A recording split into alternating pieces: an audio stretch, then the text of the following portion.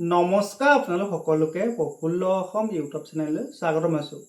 যদি আপোনালোক চেনেলটোলৈ প্ৰথমবাৰৰ বাবে আহিছে প্লিজ চেনেলটো ছাবস্ক্ৰাইব কৰি দিব, ভিডিঅ'টো এটা লাইক কৰি দিব আৰু যিসকল দাদা বাইদেউ ভাইটি ভণ্টি আৰু বন্ধু বান্ধৱী অসম বন বিভাগত আহিম বুলি প্ৰিপেৰেশ্যন কৰি আছে তেওঁলোকলৈ ভিডিঅ'টো শ্বেয়াৰ কৰি দিব। এতিয়া বহুজনে মোক পাৰ্চনেলি মেছেজ কৰি আৰু ভিডিঅ'সমূহত কমেণ্ট কৰি সুধি আছিল যে অসম বন বিভাগৰ যিটো ফৰেষ্ট গাৰ্ড পদ আছে সেই ফৰেষ্ট গাৰ্ড পদত আপোনালোকৰ যিটো ইউনিফৰ্ম সেই ইউনিফৰ্মটো কেনেকুৱা হয় আৰু বহুতৰ এটা মনত প্ৰশ্ন সেইটো যে ফৰেষ্ট গাৰ্ডৰ ষ্টাৰ থাকে নে নাথাকে। এই ভিডিঅ'টো আপোনালোক সকলোখিনি ডাউট ক্লিয়াৰ কৰি দিম, গতিকে ভিডিঅ'টো শেষলৈকে চাই থাকিব। এতিয়া আপোনালোকৰ অসম বন বিভাগৰ যিটো ফৰেষ্ট গাৰ্ড বনৰক্ষী পদ আছে সেই ফৰেষ্ট গাৰ্ডৰ যিটো ইউনিফৰ্মটো এজন ফৰেষ্ট গাৰ্ডৰ মই ফটো এখন স্ক্ৰীনত লগাইছোঁ, আপোনালোকে ফটোখন চাই ল'ব।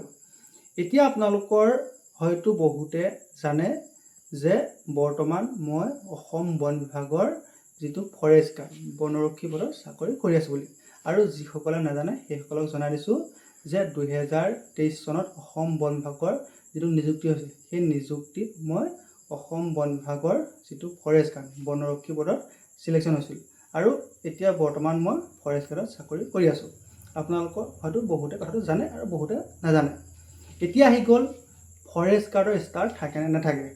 এতিয়া আমি যেতিয়া ট্ৰেইনিং কমপ্লিট কৰিছিলোঁ, মানে আমাৰ প্ৰথম যিটো দুমাহ প্ৰথম বেছিক ট্ৰেইনিং হয়, তাৰপিছত আপোনালোকৰ 4 মাহ ল' ট্ৰেইনিং হয়। এতিয়া প্ৰথম যেতিয়া আমি 2023 চনত আমি যিটো জুন আৰু জুলাই দুমাহ ট্ৰেইনিং কৰিছিলোঁ, তাৰপিছত আমি আগষ্টত নিজৰ ডিষ্ট্ৰিক্টত আমি জইন কৰিছিলোঁ। আমি যেতিয়া ট্ৰেইনিং কমপ্লিট কৰি নিজৰ ডিষ্ট্ৰিক্টত জইন কৰিলোঁ বা আমাৰ পোষ্টিং জেগা য'ত আছিল তাত জইন কৰিলোঁ, তাৰ পাছতে আমি যেতিয়া মানে আমাৰ য'ত ডিউটি হৈছিলে আমি তেতিয়া ষ্টাৰ লগাইছিলোঁ বা তেতিয়াৰ পৰা আমি এটা ষ্টাৰ লগাই আছোঁ। গতিকে অসম বন বিভাগৰ যিটো ফৰেষ্ট গাৰ্ড সেই ফৰেষ্ট গাৰ্ডৰ এটা ষ্টাৰ থাকে। গতিকে যিসকলে ফৰেষ্ট গাৰ্ডত আহিম বুলি ভাবি আছে তেওঁলোকক ভালদৰে জনাই দিছোঁ যে ফৰেষ্ট গাৰ্ডৰ ষ্টাৰ থাকে আৰু ফৰেষ্ট গাৰ্ডৰ যিটো ইউনিফৰ্ম সেই ইউনিফৰ্মটো খাকী ইউনিফৰ্ম হয়।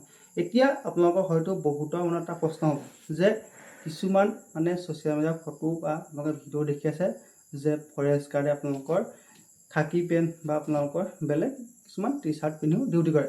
এতিয়া আপোনালোকৰ যেতিয়া কিছুমান জেগাত ডিউটি যোৱা হয় বা বিশেষকৈ জংঘল এৰিয়াত যেতিয়া ডিউটি কৰা হয় তেতিয়া আপোনালোকৰ খাকী ইউনিফৰ্মটো পিন্ধিলেও কেতিয়াবা আপোনালোকৰ ষ্টাৰটো নলগোৱা হয়, কিয়নো আপোনালোকৰ যেতিয়া ষ্টাৰটো লগাই জংঘলত সোমোৱা হয় তেতিয়া আপোনালোকৰ ষ্টাৰত আপোনালোকৰ যিবোৰ জংঘলৰ লতা হওক বা ঘাঁহ বন সেইখিনি লাগি যায়।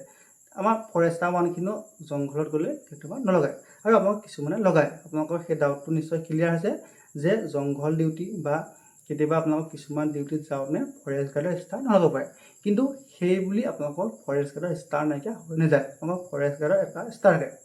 কিন্তু এইখিনিতে আপোনালোকৰ এটা ভিতৰুৱা কথা মই জনাই দিছোঁ, সেইটো হৈছে যে অসম আৰক্ষীৰ ক্ষেত্ৰত যেনেকৈ এটা ষ্টাৰ লাগিলে আপোনালোকৰ দৰমহা আপোনালোকৰ বাঢ়ি যায়, মানে ষ্টাৰ্টত এলাউন্স থাকে, কিন্তু যিটো মেইন পইণ্ট সেইটো হৈছে ফৰেষ্ট গাৰ্ডৰ ষ্টাৰৰ বাবে কোনো ধৰণৰ দৰমহা নাপায়। কিন্তু আমাৰ ফৰেষ্ট গাৰ্ডৰ ষ্টাৰটো আছে কিন্তু দৰমহাটো নাপায়। গতিকে আপোনালোকৰ যিটো ডাউট আছে সেই ডাউটটো নিশ্চয় ক্লিয়াৰ হৈছে। ফৰেষ্ট গাৰ্ডৰ যিটো ইউনিফৰ্ম সেই ইউনিফৰ্ম খাকী ইউনিফৰ্ম হয় আৰু ফৰেষ্ট গাৰ্ডৰ এটা ষ্টাৰ হয়। গতিকে যিসকলে ফৰেষ্ট গাৰ্ডত আহিম বুলি ভাবি আছে তেওঁলোকে ভালদৰে প্ৰিপেৰেশ্যন কৰি থাকক। আপোনালোকৰ ফৰেষ্ট গাৰ্ডৰ হওক বা অসম বন বিভাগৰ যিটো ইণ্টাৰভিউ সেই ইণ্টাৰভিউ খুব কম দিনৰ ভিতৰতে হ'বলৈ গৈ আছে। এইটো নহয় যে 2027 চনত ইণ্টাৰভিউ হ'ব, আমি ইণ্টাৰভিউ যেতিয়া এডমিট কাৰ্ড আহিব তেতিয়া প্ৰেক্টিছ কৰিম, সেইটো নহয়।